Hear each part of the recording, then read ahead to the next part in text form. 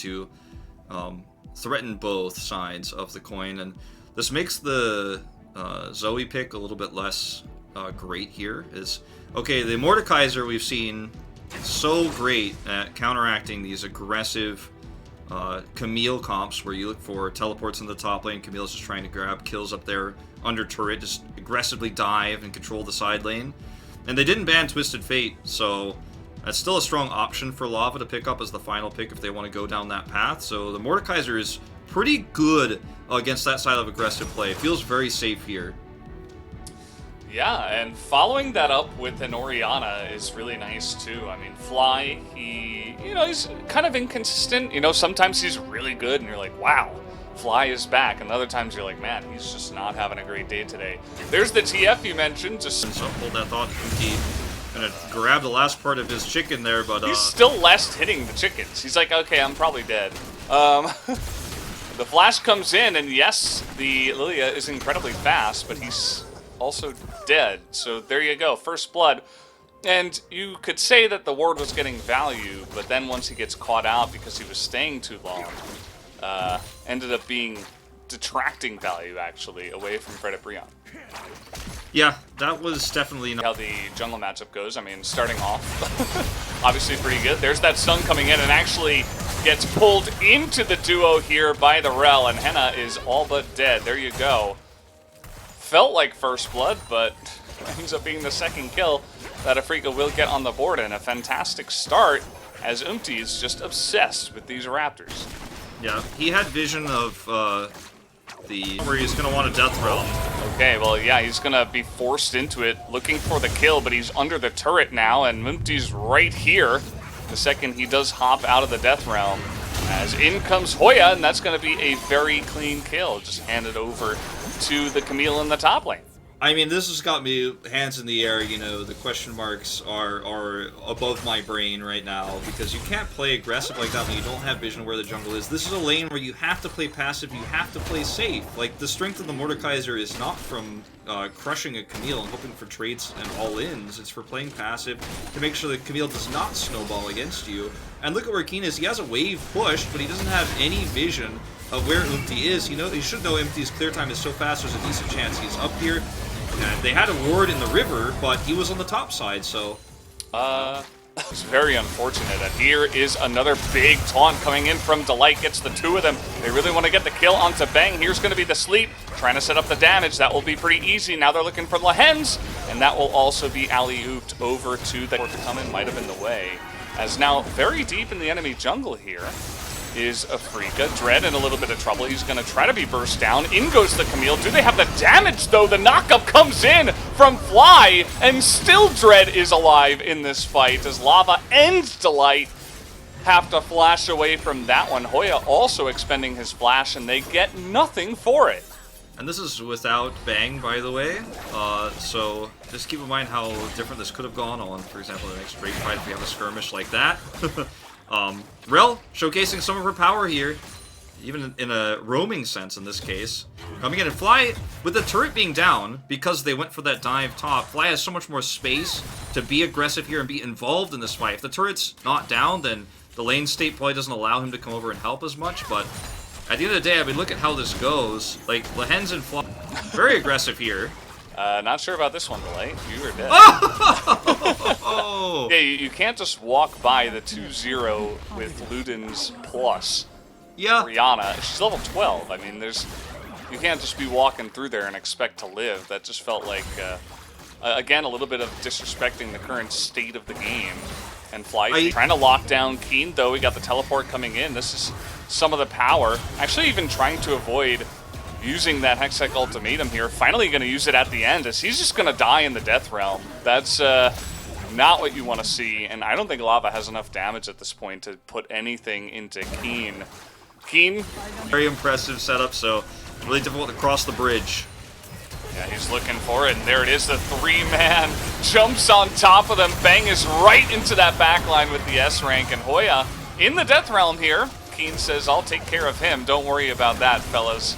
As down will go the Lilia as well, as this is total domination to the side of Afrika. Double kill now for the Samira, as a fantastic bait around the Baron. They totally just catch them with their pants down there around the Baron, and they take that as well. Very, very easy fight set up there for Lehens. And now Lava is like, that animation for the recall scared me for a second. Yeah, I mean, I guess you could try for it. They're going to come in here with the teleport. Hoya is alone, getting into that backline, finally gets the follow-up from the Galio, and they did take down FLY, so there is actually a chance to just fight front to back, and Keen was nowhere to be seen as they finally do get it done, but here comes Dread, just shredding through the front line. Triple kill for this Graves, who is unbelievably fed. You know he's looking for that Penta now. He wants to take down the entire team by himself, but unfortunately that little horsey is just too fast for him. As, man, Dread 5-0-4 now. He is angry after what ㅅ had to say about him, and takes down basically the entire team. Keen's got Baron buff. Here we go again.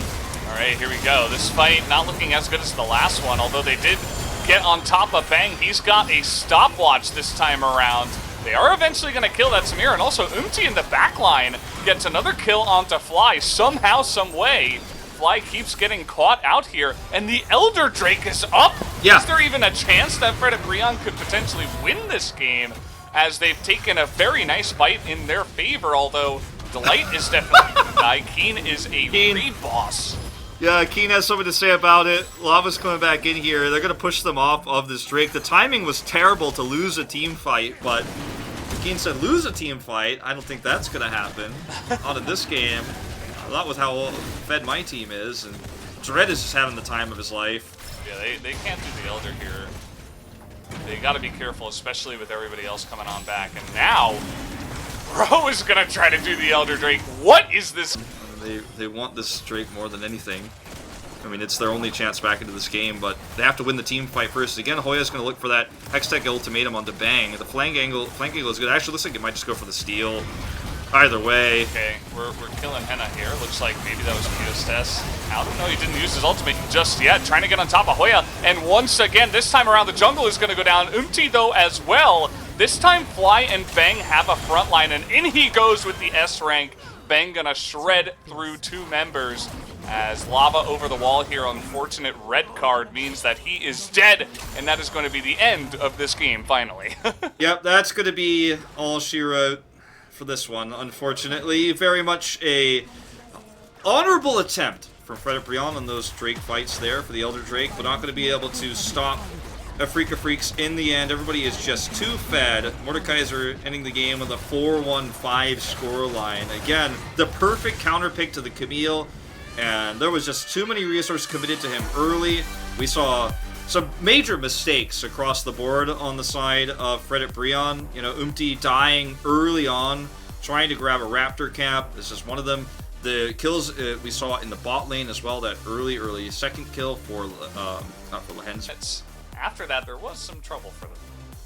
Yeah, for sure. And you could see that, you know, there were some great engages in the late game for Frederick Brion, and their damage numbers went up quite significantly as a result. And despite ㅅ's some of the bad decisions he made throughout this game, he did a ton of damage. To get any lead with a split push. And the player of the game will be FLY on Orianna. He was dominating the lane by himself, single-handedly up against Twisted Fate. He almost had 1.5k gold ahead of the opponent. There was a reason why he took Cleanse for this game, because he can just rule this laning phase. Well, earlier to this highlight, the highlight is earlier. That was the timing for Twisted Fate to get his first solo kill in order to kind of activate his unsealed spellbook Ignite, but it was the other way around. this was also one of the highlights that we're gonna take a look at. Well, this could be an overextension from FLY when Twisted Fate, Kai'Sa, Galio all had their ultimates, but FLY managed to just walk away alive with a kill in his pocket.